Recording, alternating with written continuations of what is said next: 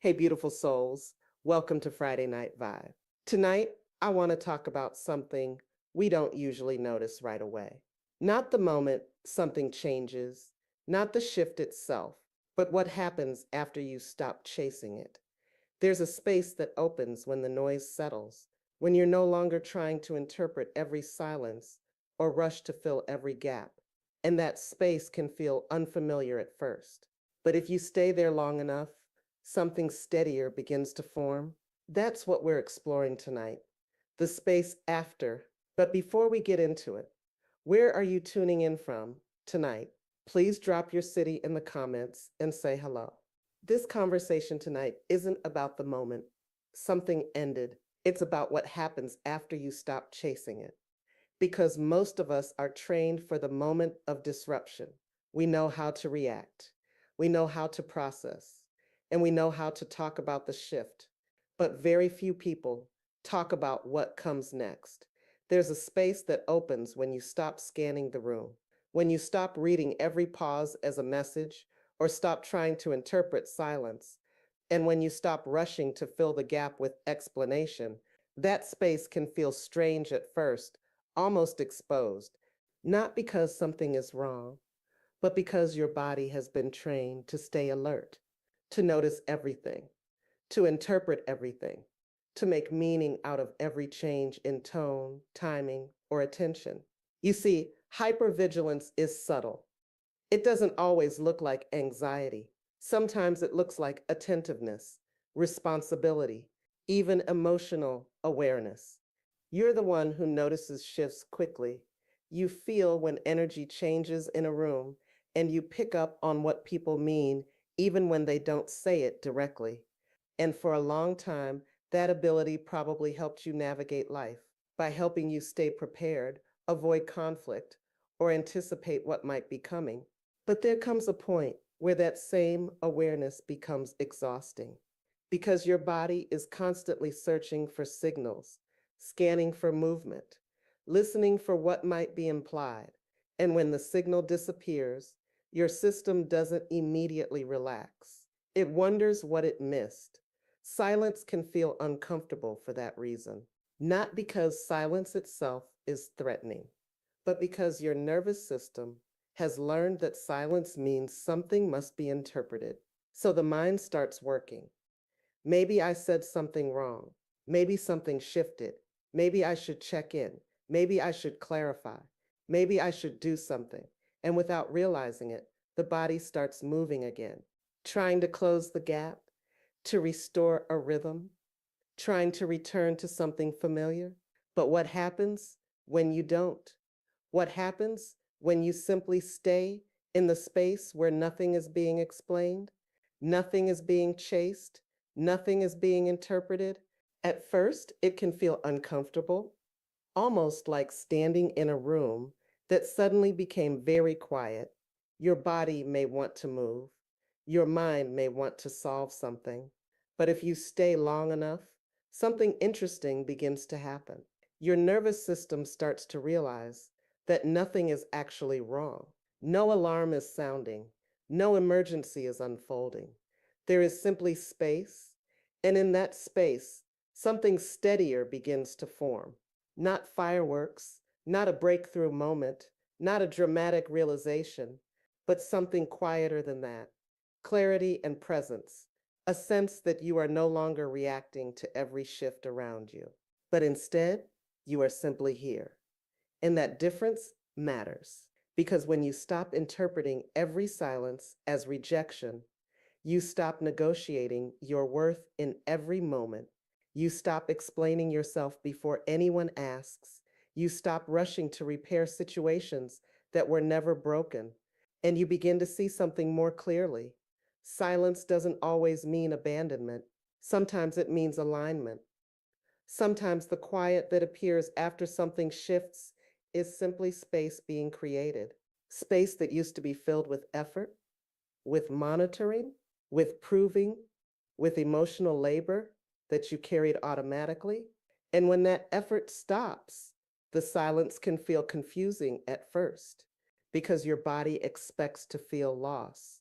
But what actually appears is room, room to breathe, room to think, room to move without constantly adjusting to someone else's reactions.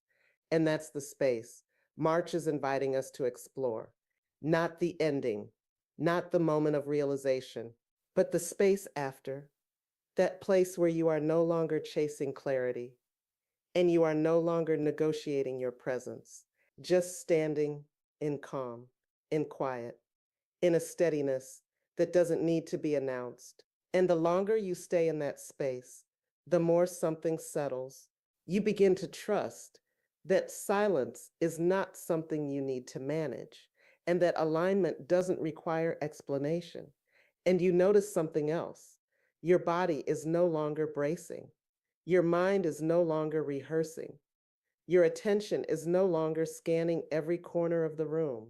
You are simply present. And presence like that doesn't need to perform, it doesn't need to prove or chase confirmation. It simply exists. That's the shift. And it's quieter than most people expect. Not dramatic, not loud, just steady. And sometimes the most powerful change in your life is not what ended, it's what finally settles in the space after. All right, let's pause here for a moment. This is where we step outside the reflection for a second and look at something that sparked the conversation tonight. I saw a short video recently where someone said something very direct. They said, if they don't involve you, don't get involved. If they don't tell you, don't ask. And if they don't invite you, don't go. And then they ended it with this line: know your position in people's lives. Now, when I first heard that, I had to sit with it for a minute because depending on where you are emotionally, that line can land in very different ways. For some people, it can feel harsh. For others, it can feel freeing. But what caught my attention wasn't the idea of knowing your position.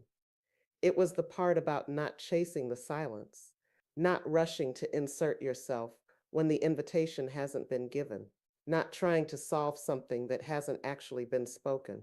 And that connects directly to what we've been talking about tonight, because hypervigilance teaches us to close every gap. If someone doesn't respond, we follow up. If something feels off, we investigate. If the energy shifts, we try to restore it. But what if the space isn't something you need to fix? What if the silence is simply information? Information that something has shifted. Information that your role in that moment may simply be stillness. And that's where the real work begins. Learning how to stay present without chasing clarity. Learning how to respect the space instead of rushing to fill it. Because sometimes alignment looks exactly like this: quiet, unexplained, but clear. If that resonates with you, type truth in the comments. Now let's turn that idea into something practical. Because understanding the space is one thing, learning how to stay in it without reacting is another. Most of us were trained to treat silence as a problem. If someone doesn't respond, we assume something is wrong. If the energy shifts, we start scanning for what we missed. If the room goes quiet, the body immediately starts working, not in our thoughts first, but in our bodies. The shoulders tighten, the breath gets shallow, the mind begins searching for answers. That's hypervigilance, your nervous system trying to restore certainty. So here's a simple practice I want to offer tonight. The next time you feel that urge to close the gap, to text again, to explain, to fix, to ask what's wrong, pause for just a moment, take one slow breath, and ask yourself a different question. Not what did I do or what do they mean? Ask this: is this silence actually asking something from me? Because sometimes the honest answer is no. Sometimes the moment is simply asking you to stay present without performing, without proving, and without rushing to restore a connection that may simply be shifting. That pause is where freedom begins, not in controlling the outcome, but in realizing you don't have to chase every silence that appears. If you're open to practicing that this week, type ready in the comments. So let's bring all of this together. Tonight, we started by talking about the space after, the moment when something shifts, when the conversation quiets, when the energy changes, when you realize you're no longer chasing the room the way you used to. And that space can feel uncomfortable at first, because if you've spent years being emotionally aware, attuned, responsive, reliable, silence can feel like something you're responsible for fixing. That's where the Vibe exchange came in. We heard that line. If they don't involve you, don't get involved. If they don't tell you, don't ask. And if they don't invite you, don't go. And on the surface, that can sound like distance. But underneath it is something much deeper. It's permission. Permission to stop negotiating your presence. Permission to stop managing every emotional gap in the room. Permission to let people reveal their level of access to you without you chasing clarity. And then we talked about what happens in the body, that urge to close the gap, the text message you almost send, the explanation you almost offer, the moment you start scanning for what you did wrong. But here's the deeper truth that begins to appear when you stay in that space long enough. Silence is not always rejection.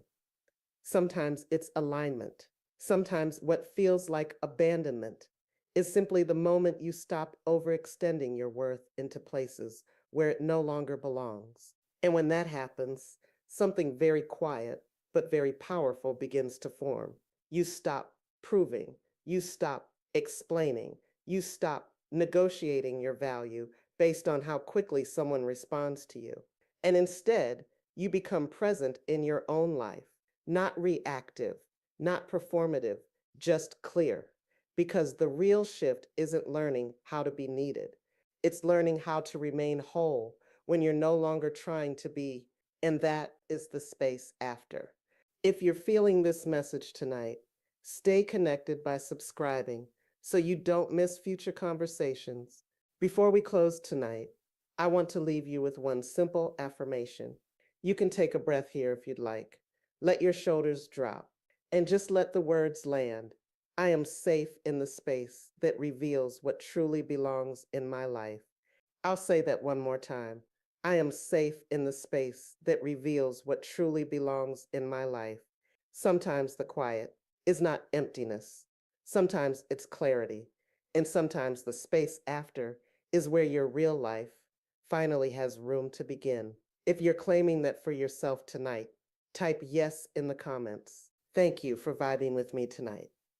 This was Friday Night VIVE, the space after. If tonight's message resonated with you, drop VIVE in the comments. I'd love to hear what part of the conversation stayed with you. You'll find the recap and reflection links in the description below, along with a way to stay connected through the LivinLife Newsletter. And if you know someone who is learning how to stay steady instead of chasing every silence, feel free to share this conversation with them.